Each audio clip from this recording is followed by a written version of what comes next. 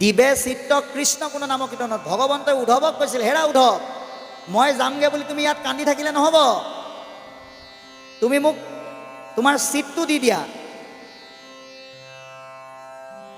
এৰা কিন্তু হয়তো নাথাকিবা, কহিলো প্ৰকৃতি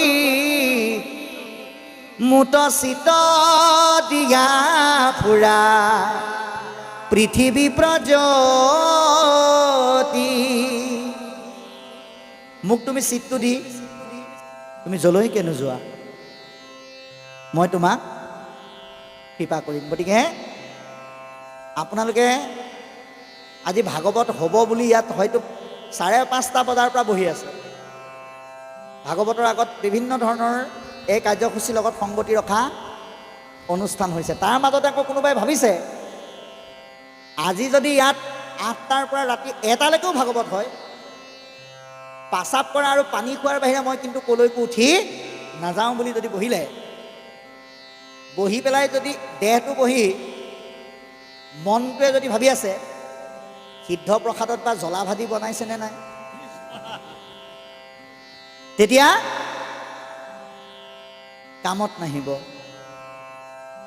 কিন্তু কোনোবা এজন ব্যক্তি যেনিবা 8:38 ভাগৱত আৰম্ভ হৈছে, তেওঁ আহি পাইছে 9টা বজাত, অকণমান সময় শুনি পেলাই ভাবিলে মই পটককৈ ঘৰৰ পৰা আহোঁগৈ বুলি যদি তেওঁ ঘড়ীটো চালে, কেইটা বাজিছে বোলে 10টালৈ 10 মিনিট আছে, এতিয়াও আপোনালোকে ঘড়ী চালে গম পাব 10টালৈ 10 মিনিট আছে বুলি তেওঁ যদি আকৌ গৈ পেলাই আহে, তাত কিন্তু অপৰাধ নহয়।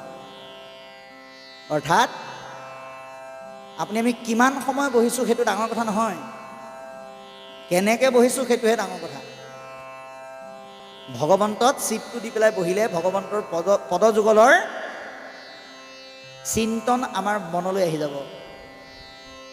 আৰু নাৰায়ণৰ স্মৰণেহে পৰম মংগল, ভগৱন্তৰ নাম স্মৰণেহে পৰম মংগল সাধনত সহায় কৰে। এহি মানে জীৱনৰ জন্মৰ সম্ফল। ইয়াতে আমাৰ মানৱ জীৱনৰ সফলতা লুকাই থাকে। ভালকৈ ভোগ গুচাই খোৱা, ভালকৈ কাপোৰ এযোৰ পিন্ধা, ভালকৈ ঘৰ এটা বনোৱা, ইয়াত কিন্তু সফলতা নাথাকে। কাৰণ আপুনি ভালকৈ বনোৱা ঘৰটোত, ভালকৈ কিনি অনা বিচনাখনত সদায় আপুনি শুবলৈ নেপায়।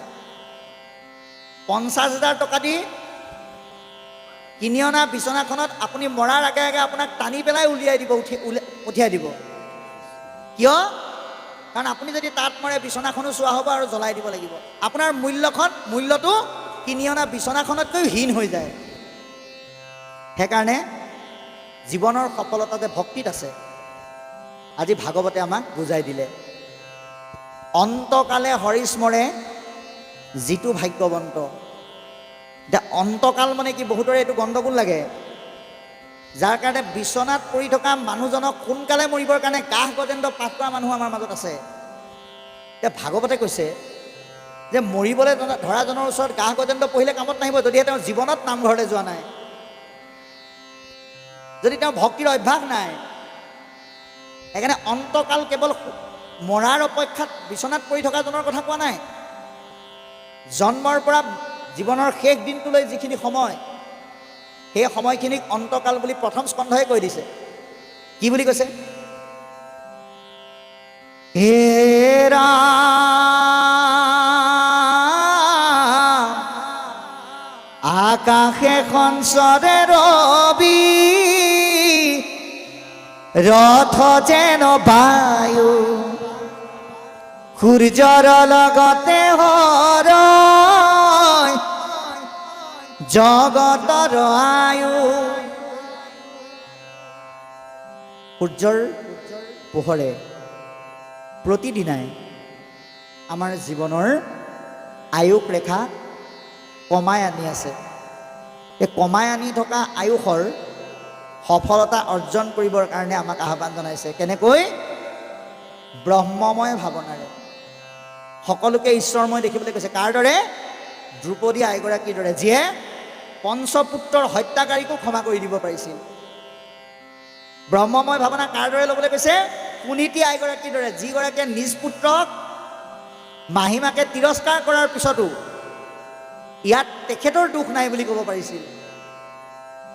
সেই ভাৱনাৰে আমাক ভাবিবৰ কাৰণে আহ্বান জনাইছে। যেতিয়া আপুনি সকলোৰে মাজত ঈশ্বৰময় ভাৱনা পোষণ কৰিব, তেতিয়া পাপ পুণ্যবিলাক নাইকিয়া হৈ যাব। পাপ লৈ গ'লেও সংসাৰলৈ আহিব লাগিব, পুণ্য লৈ গ'লেও আহিব লাগিব। প্ৰমাণ, বহু পুণ্যধাৰী ভক্ত প্ৰহ্লাদ, যাক ভগৱন্তই পৰামৰ্শ দিলে ভোগভুঞ্জী পুণ্য কৰা ক্ষয়। গতিকে পাপ আৰু পুণ্য এই দুটা বস্তু আমি ইয়াতে থৈ যাব লাগিব।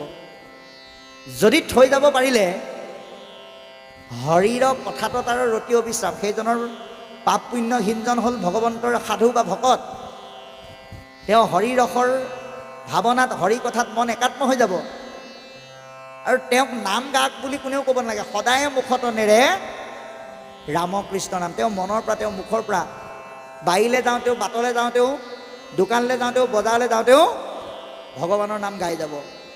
লাজ, ভয়, ঘিণ এইকেইটা সেইজনৰ মনত নাথাকে। বুলিবা অপূৰ্ব কিন্তু কহিলাহা মুনি।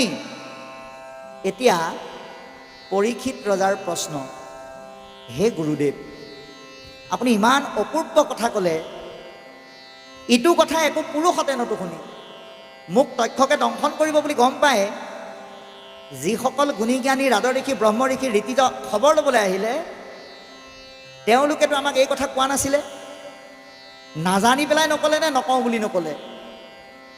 এতিয়া শুকদেৱে তাৰ উত্তৰ দিছে, শুনা সাৱধানে আৰু নৃপতি উত্তৰ। হে ৰাজন, ইয়াৰ উত্তৰটো কওঁ শুনা। ইটো মহাভাগৱত শাস্ত্ৰ বৈকুণ্ঠৰ, এয়া বৈকুণ্ঠৰ শাস্ত্ৰ, ভগৱন্তৰ মুখৰ বাণী। উপযুক্ত পাত্ৰ হিচাপে মই গুৰুৰ পৰা পাই তোমাৰ মাজলৈ লৈ আহিছোঁ। গতিকে মনত ৰাখিবা, আত্মমহা ধৰ্ম একে নামেহে প্ৰখ্যাত। এই ভাগৱতত মাত্ৰ এটা বস্তু আছে, সেইটোৱে হ'ল ঈশ্বৰৰ নাম।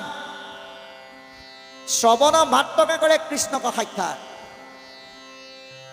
শুনিলে বোলে কৃষ্ণক দেখা পায়। এতিয়া আমি ক'লোঁ ভাগৱত শুনিলে কৃষ্ণক দেখা পায়। এতিয়া কাইলৈ আপোনালোকে আলোচনা কৰিব যে বাপজনে 1 নম্বৰ কথাটো ক'লে ভাগৱত শুনিলে মৃত্যু নহয়, সেইটো বুজাই দিলে। এতিয়া আকৌ 2 নম্বৰ মিছা কথা এটা কৈ দিলে নহয়।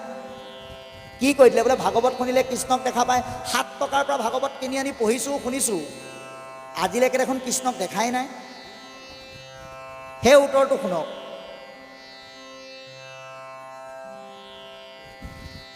কি কৈছে? ভাগৱত শুনিলে কৃষ্ণক কেনেকৈ দেখা পাব চাব। আপুনি বাৰী এডৰাত খেতি এডৰা কৰি থৈছে, বাৰীখনত খেতি এডৰা কৰি থৈছে। দুৰ্ভাগ্যবশতঃ গৰু ছাগলীয়ে জেওৰা জপনা ভাঙি সেই খেতিডৰা খাই দিলে, আপোনাৰ খং উঠিলে। তেতিয়া আপুনি কি বুলি ক'ব গৃহস্থক? কাইলৈ পৰা গৰু এৰি যদি দিয়, গৰুৰ ঠেং ঠুং ভাঙি দিম বুলি কৈ দিব। ল'ৰা এটাই যদি উৎপাত কৰি থাকে, মনৰ পৰা নক'লেও মুখেৰে ক'ব, উৎপাত কৰি নাথাকিবি, ভৰি ভাঙি দিম। কিন্তু আজি যে আপোনালোক ইয়ালৈ আহিছে, সেই একেটা অংগই লৈ পেলাই আপোনালোক আহিছে, একেকেইটা অংগই খোজকাঢ়ি আহিছে, ধৰি ল'লোঁ। কিন্তু আপোনালোকৰ এইকেইটাক কিন্তু ভৰি বা ঠেং বুলি কোৱা নাই। কি বুলি কৈছে? চৰণ বুলি কৈছে। অভয় চৰণ, ৰাতুল চৰণ, ৰঙা চৰণ ৰূপে অভিহিত কৰিছে। গতিকে যে ভগৱন্তৰ মাধ্যমেৰে ভকতৰ চৰণত সেৱাৰ আনন্দৰ যোগেদি হৃদয়ৰ মাজত যিটো ভাৱৰ উদয় হয়, সেইটোৱে হ'ল ভগৱন্ত দৰ্শন। ভগৱন্তক আপুনি কায়িকভাৱে আপোনাৰ এই চৰ্ম চকুৰে দেখা নাপায়, কাৰণ ভগৱন্তৰ শৰীৰ ৰূপী সেই দেহটোৰ ৰূপৰ জ্যোতিটো ইমানেই চমৎকাৰ, ইমানেই তীক্ষ্ণতৰ, এই চৰ্ম চকুৱে তাক সহ্য কৰিব নোৱাৰে। সেইকাৰণে ভগৱন্তক অন্তৰেৰে উপলব্ধি কৰিব লাগিব 3 নম্বৰ দৃষ্টিৰ দ্বাৰা, শ্ৰৱণৰ মাধ্যমেৰে। এই কথাটো আমাক ক'লে। ইয়াৰ পিছত লিখিছে,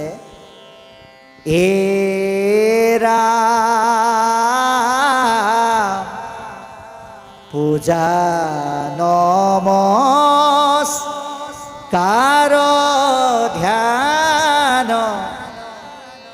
সমস্তে দুষ্কৰ হৰি গুণ নাম ধৰ্ম মহা সুখ কৰ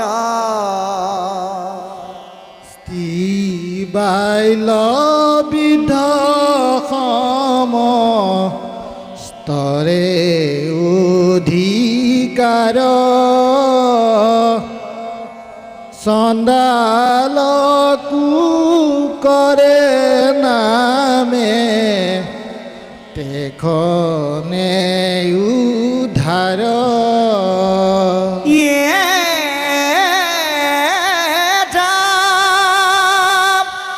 কলিৰ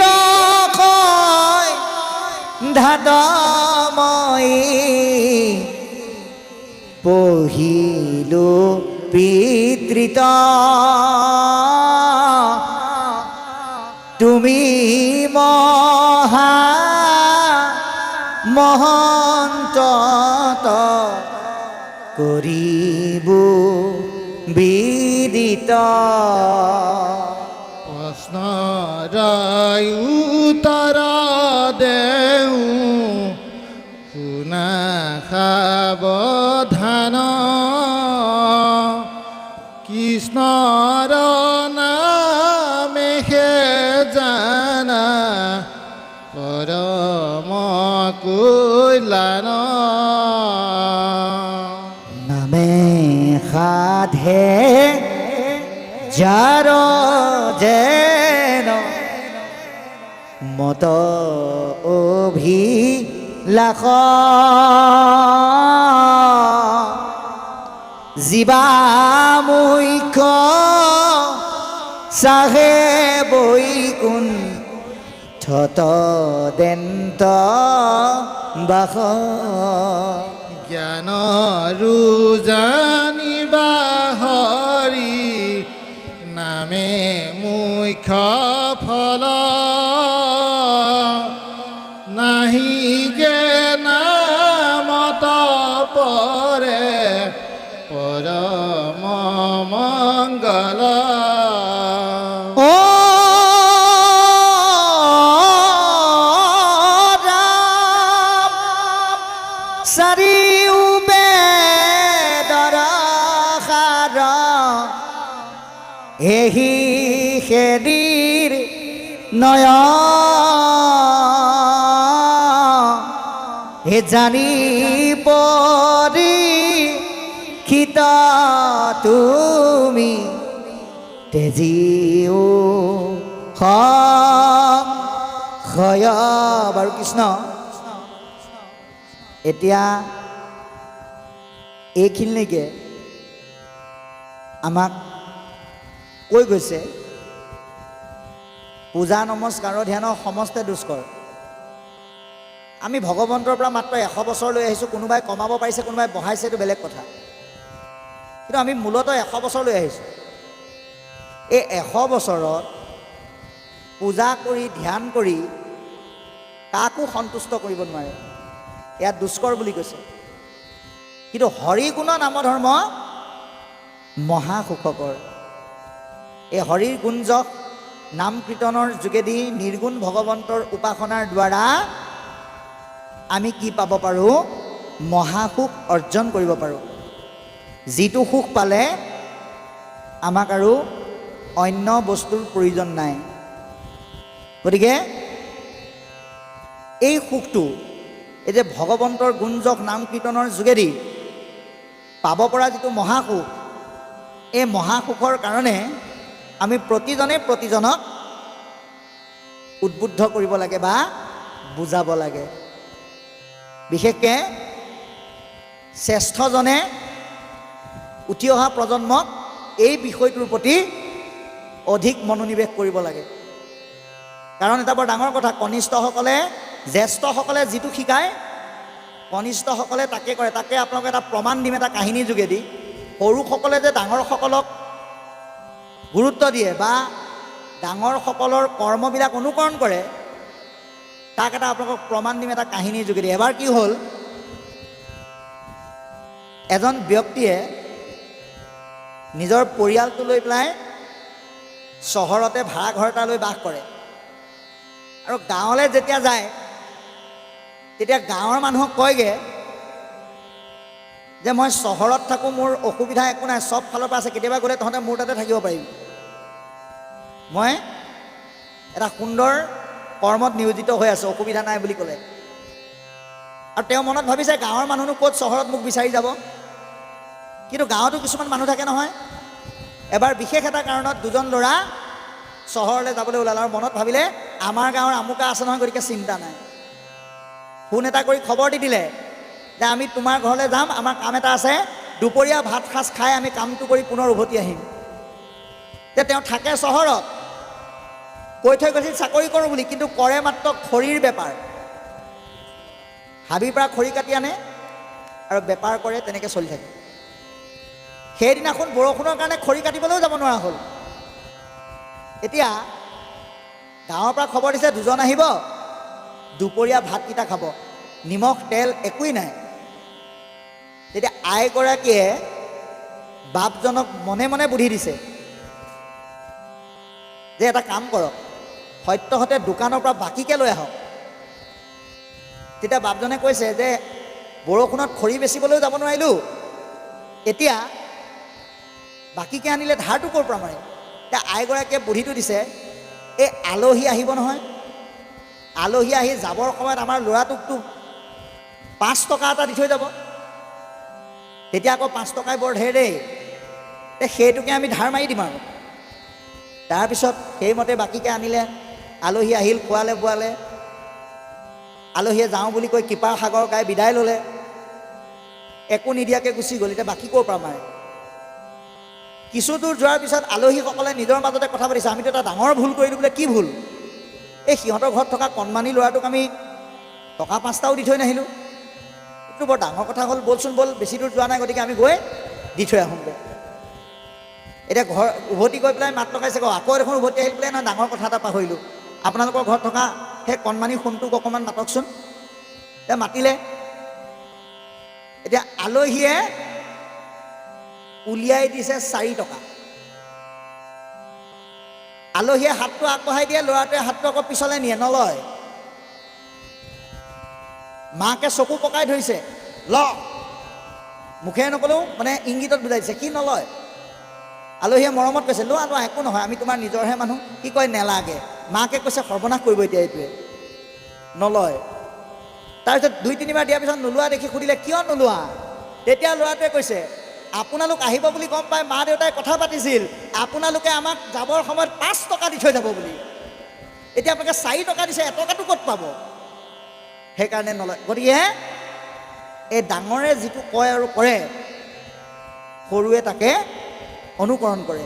সেইকাৰণে আমি এই যিটো হৰিৰ নিৰ্গুণ উপাসনাৰ যিটো গুণনামৰ মহাসুখ নিহিত ব্যৱস্থা, তাক আমি নিজে পালন কৰাৰ লগতে অনুজসকলকো দিবৰ কাৰণে যত্ন কৰিব লাগে।